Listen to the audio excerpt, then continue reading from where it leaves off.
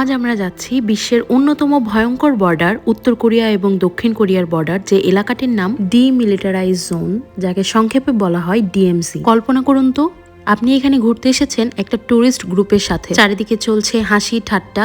এর মধ্যেই একজন পর্যটক উত্তর কোরিয়ার দিকে পা বাড়ানো যাবে না জেনেও দৌড়ে গিয়ে তাদের সীমানাতে ঢুকে পড়ল, আর মুহূর্তেই যেন এই শান্ত সীমান্তটা নরকে পরিণত হয়ে গেল। উত্তর কোরিয়ার সেনারা সাথে সাথে তাকে গ্রেফতার করে তাদের জেলখানায় বন্দি করে দিল। এটা কিন্তু কোনো গল্প বলছি না, 2023 সালে এই ঘটনাটাই ঘটেছিল এখানে। সেই পর্যটক ছিলেন আমেরিকান এবং তারপর থেকেই অত কাছে আর এই বর্ডারের যাওয়া যায় না। তবু যতটুকু ঘুরেছি দেখেছি, চলুন আজকে আপনাদের সঙ্গে শেয়ার করি। তো এটা ছিল কোরিয়াতে আমাদের চতুর্থ দিন। আমরা সকাল সকাল রেডি হয়ে গেছি এবং আজকের ট্যুরটাও আমরা ক্লুক থেকে বুক করেছি। পিক আপ পয়েন্ট যথারীতি আমাদের হোটেলের সামনেই ছিল, আর আমাদের এই ডিএমসি ট্যুরটা শুরু হয়েছিল সকাল 6টায়। মাইক হাতে যাকে দেখতে পাচ্ছেন, উনি আজকে আমাদের ট্যুর গাইড, যার নাম ডোরা।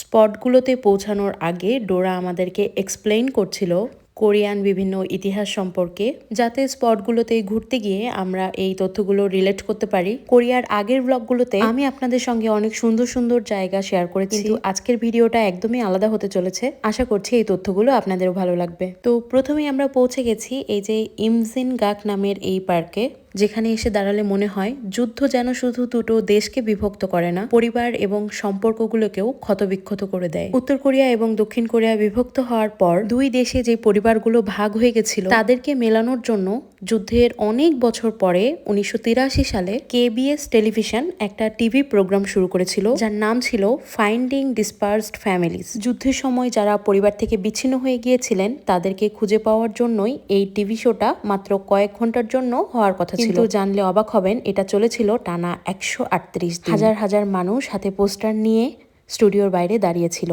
কেউ কাঁদছিল, কেউ চিৎকার করে তার প্রিয়জনের নাম বলছিল। লাইভ টিভি শো এর এক পাশে এক বৃদ্ধা, অপর পাশে তার হারিয়ে যাওয়া ভাই, যারা একে অপরকে দেখলেন 30 বছর পর। এরকমই আবেগপ্রবণ অনেক ঘটনায় স্তব্ধ হয়ে গেছিল পুরো কোরিয়া। তারই স্মৃতিস্বরূপ বানানো হয়েছিল এখন যে স্মৃতিস্তম্ভটা দেখতে পাচ্ছেন সেটি।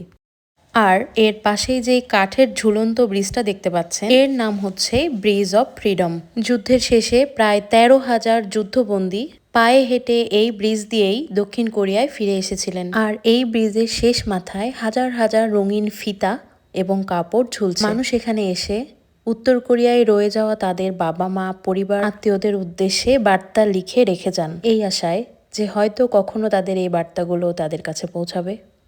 এর পাশেই রয়েছে একটা মরিচা ধরা ট্রেন, যার গায়ে এখনো রয়েছে 1000টিরও বেশি বুলেটের চিহ্ন। এরপর আমরা ভিজিট করেছি পাশে থাকা এই মিউজিয়ামটা। মেইনলি যুদ্ধের পর নর্থ কোরিয়া থেকে যারা এসেছিল, তাদের সাথে করে নর্থ কোরিয়ান যে আইটেমগুলো এনেছিল সেগুলো পরিদর্শন করা যায়, এবং তার সঙ্গে এই ডকুমেন্টারিটাও আমাদেরকে দেখানো হয়েছিল, যা ছিল নর্থ কোরিয়ার পাস্ট এবং বর্তমানেও কিছু দৃশ্য। এই ডকুমেন্টারি ছিল প্রায় 10 থেকে 15 মিনিটের, এবং এটা এতটাই করুণ যে কোনো সাধারণ মানুষ দেখলেই খারাপ লেগে যাবে। বহির্বিশ্বের তুলনায় তাদের জীবনযাত্রার মান যে কতটা আলাদা, তা হয়তো সেখানে থাকা মানুষগুলো জানে না। অথচ দিনের পর দিন তাদেরকে এটাই বোঝানো হয় যে বিশ্বের অন্যান্য দেশগুলোর তুলনায় তারা অনেক ভালো আছে, সুখে আছে। পুরো ডকুমেন্টারি জুড়েই উঠে এসেছে উত্তর কোরিয়ার নিম্ন, অপরিষ্কার, অনুন্নত জীবনযাত্রার মান, যেখানে প্রাপ্তবয়স্ক কোনো মানুষের জন্য সুরক্ষিত ব্যবস্থা তো নেই, তার সঙ্গে ছোট ছোট বাচ্চাদের জন্য একই অস্বাস্থ্যকর পরিবেশ। তার সঙ্গে টর্চার তো আছেই। বর্তমান যুগে আমরা সবাই কম বেশি নর্থ কোরিয়ার সম্পর্কে জানি, তাই এগুলো নিয়ে হয়তো বিস্তারিত বলার কিছু নেই। প্রতি বছরে কিন্তু উত্তর কোরিয়া থেকে অনেকে পালিয়ে দক্ষিণ কোরিয়ায় আসে, আর তাদেরকে বলা হয় ডিফেক্টর। তো এই ডকুমেন্টারি দেখানোর পর এরকমই একজন ডিফেক্টরের সঙ্গে আমাদের কথা বলার সুযোগ হয়েছিল। যেহেতু এই ডকুমেন্টারি বা ডিফেক্টরের মুখ কোনোটাই ভিডিওতে দেখানো যাবে না, তাই আমি এটাকে অস্পষ্ট করে দিয়েছি।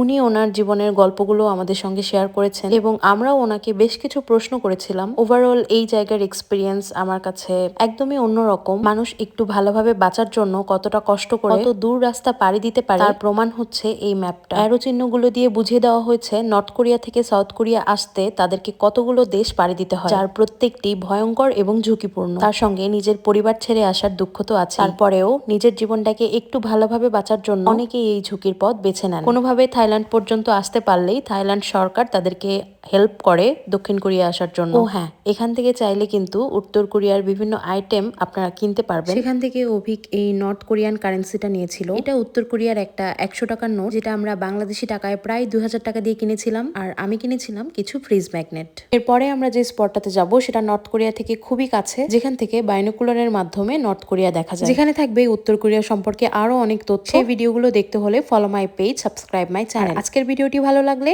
Like, comment, share. বাই।